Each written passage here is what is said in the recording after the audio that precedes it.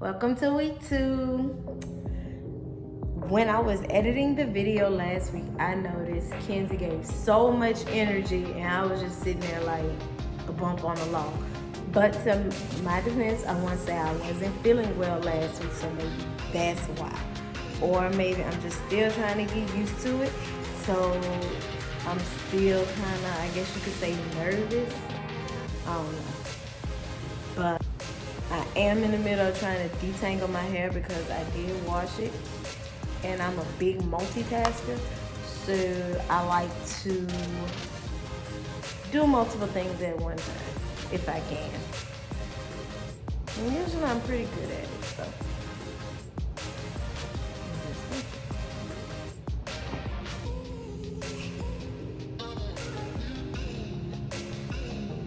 But I'ma just get straight into this week's video.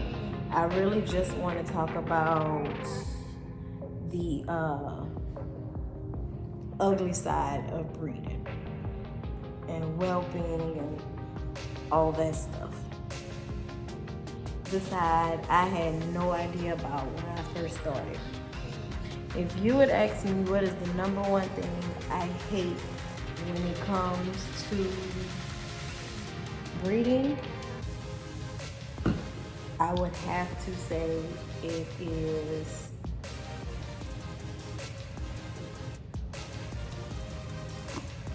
it would have to be death.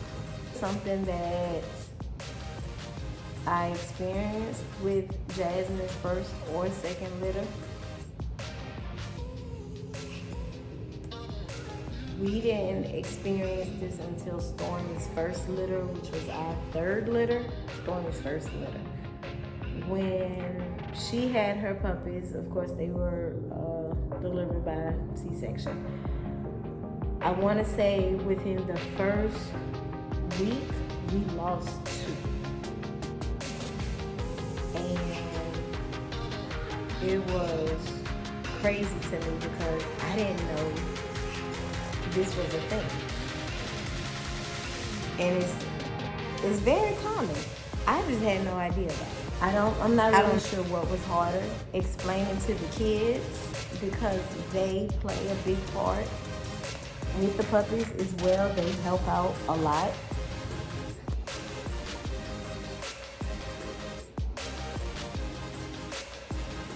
Okay, so like I was saying, death would have to be the number one thing that I hate the absolute most with breeding and whelping. Now, see, the difference is because we do offer, like I said, whelping services. So it's one thing when you deal with death with one of your own puppies, but when you're responsible for another litter, when you're responsible for someone else's litter and having to make that phone call to tell them like, hey, you lost one of your puppies, bro, that's on a totally different level, because you don't know how that breeder will take it. And see, we had to go through that with a litter we were whelping. French bulldogs, of course, and we had no idea about swimmers, or you know what, I don't know, but I'm gonna look it up.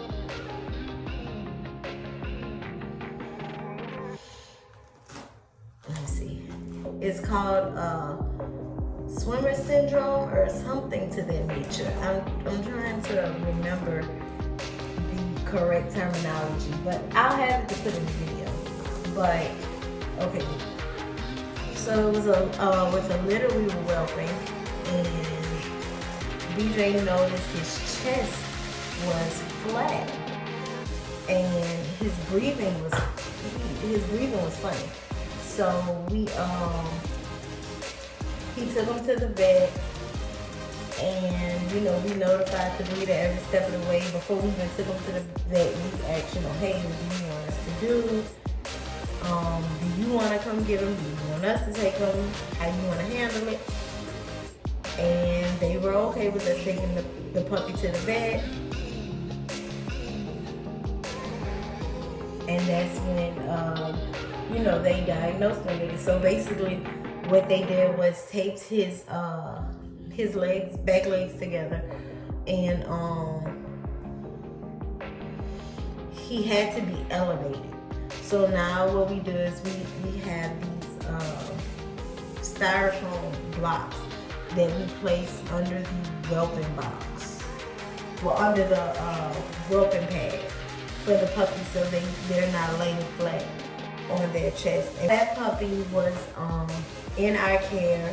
You know, we done everything that we could, and we sent him home, and everything was fine when he left. But just having to make that phone call, you know, to tell them like, hey, something's wrong with your puppy, his breathing is funny. It was new to us. That's why I say experience is the best teacher, because you can watch videos all day and you can have knowledge of the situation, but until you're actually placed in that situation, you really can't put your mouth on how you would handle it or anything like that. That's just my opinion. Now with another litter that we get, a French bulldog. Sometimes we only get Frenchies. But with another French bulldog litter that we whelped, I had to make that phone call to their breeder and, you know, let them know, hey, you lost your puppy.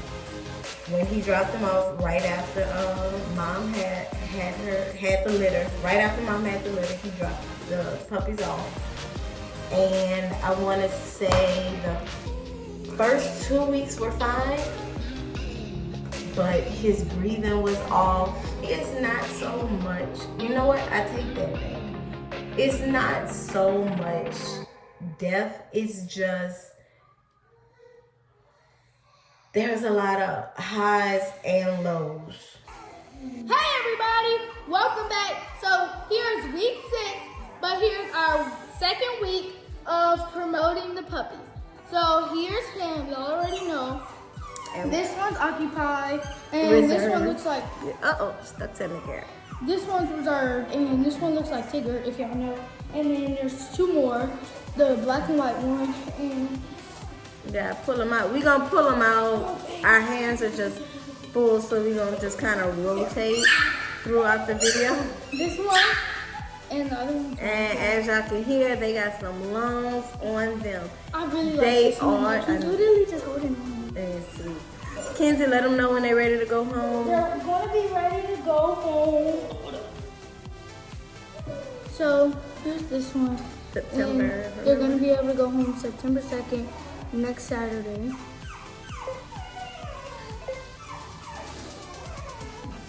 So in the first part of the video, I talked about the number one thing that I just really dislike when it comes to whelping. That's probably my number one topic. Kenzie. What was it? When the puppies die. Oh. I don't like that part. That's so sad. So Kenzie, what is your number one? Number one, the one thing that just, Mine? Let's start that. Anyways, my number one thing. Okay, guys, my number one thing is like, she said dying, but my number one thing is like when, okay, so y'all, they be in the whelping room, and then like I don't like when Nala be hopping out and stuff. And then she be having that stringy stuff on y'all, and then be getting all over the floor, y'all. Oh yeah. And then like when you like, so Kenzie, okay, my number one pet peeve is, okay, so my number one is when the puppies die, but like, sure they said that. So my number 2 thing is, and she's breathing, and like you can't go in there because it's gonna disturb her breathing. And in our whelping sometimes the mamas don't like to be disturbed, so you have to really like walk on eggshells because they will hop out that box in a heartbeat. And after week 2, it's like they're done. They don't want to. They just kind of sort of tapped out from being a parent. What's the number one thing you don't like?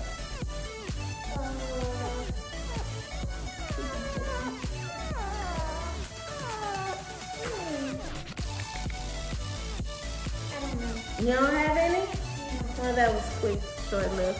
All right, so the number one thing. Beasley's favorite thing is when they die because he always. The other thing that I would have to say is we learned a lot with our past litters, and even the ones that we just whelped that wasn't our personal. Remember when you had to give that puppy that breathing treatment?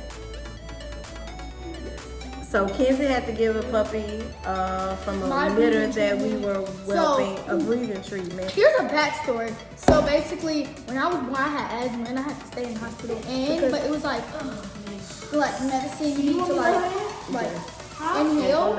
And like a puppy when inhale the medicine, they would probably just drink it. So you had to like put the mask on there with the breathing treatment inside of it, and then like about 30 minutes every day, which I really like the puppy. So let's see. We have with the taking up space. Well, depth would be number 1. Taking up space.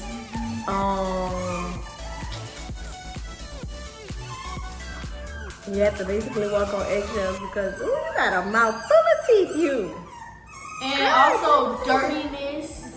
Triflingness. You have to stay on top of the cleaning or your house will go downhill really quickly. And I Do also a lot of disinfecting on it now. Baby, y'all, she had this house smelling like bleach. And baby, Y'all, she was so serious. She was like, y'all, you shoot outside. Y'all, Y'all, I forgot one time to leave my shoes outside. She started screaming, baby. Alright, well we gonna go ahead and just wrap this video up because the puppies are really fussy and we still have some stuff to do. We gotta go to the store and give me a Hawaiian shirt, y'all, because tomorrow is the game. And give me some Skittles because I'm at the game, y'all. I'm at the game. Okay, so here's the end of the video. My mom went to go put the puppies up because they were like whining really bad. But remember, if you want a puppy, the due date will be, I mean not the due date, but like the day they'll be able to go home will be September 2nd, Saturday. The Saturday coming up, the next Saturday. And this is the Instagram to message if you do want a puppy.